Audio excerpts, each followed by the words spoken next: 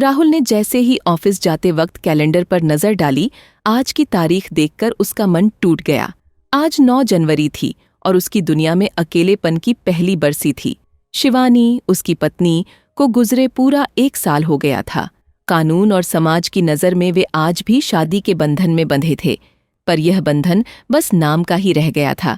शिवानी को गए लंबा अरसा हो चुका था और राहुल इस रिश्ते को खत्म करने की कोशिश में कभी आगे नहीं बढ़ पाया। शिवानी के जाने का दर्द आज फिर ताज़ा हो उठा। राहुल ने अपने लैपटॉप बैग और मोबाइल को मेज पर रखा और नौकरानी शांति को 1 कप कॉफी बनाने की हिदायत देकर अलमारी की ओर बढ़ गया। उसने उस नीले कवर वाले लिफाफे को निकाला जिस पर आज भी शिवानी की लिखावट में राहुल लिखा हुआ था। लिफाफे में शिवानी का एक खत था। उसने लिखा था, राहुल, मैं अपने जज्बातों को इस खत में उकेर कर जा रही हूँ। जब यह चिट्ठी तुम्हें मिलेगी, मैं इस दुनियावी आडंबरों से बहुत दूर जा चुकी हूँगी। कल रात मुझे फिर वही सपना आया। तुम मुझे एक पार्टी में ले गए थे। सब हंसते और बात करते थे।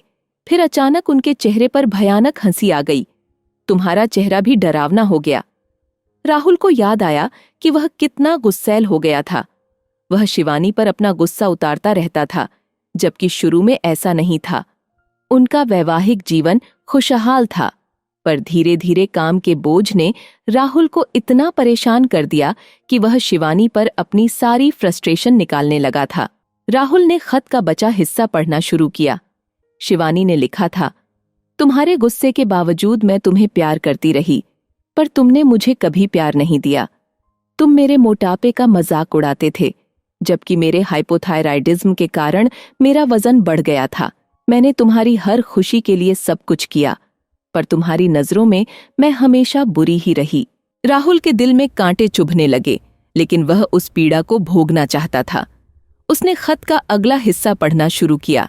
शिवानी ने लिखा था, मैं अब इस रुग्ण मानसिक अवस्था का हिस्सा नहीं बन सकती। मुझे अपने वजूद को फिर से पाना है। राहुल ने उस खत को बहुत देर तक थामे रखा। पिछले 1 साल ने उसे बहुत कुछ सिखाया। उसे एहसास हुआ कि पत्नी केवल शोपीस नहीं होती, वह जीवन का अभिन्न अंग होती है। इस 1 साल में उसने कई बार सोचा कि वह शिवानी को फोन करेगा और अपनी ज्यादतियों के लिए माफी मांगेगा। आज वह उसे बताना चाहता है कि उसे अपनी सभी गलतियों का एहसास है और उसे शिवानी की मुस्कान से प्यार है। वह जैसी भी है, उसकी अपनी है। अब वह और इंतजार नहीं कर सकता। उसे शिवानी को बताना है कि वह उससे बहुत प्यार करता है और उसकी हर कमी के बावजूद उसे अपनाना चाहता है।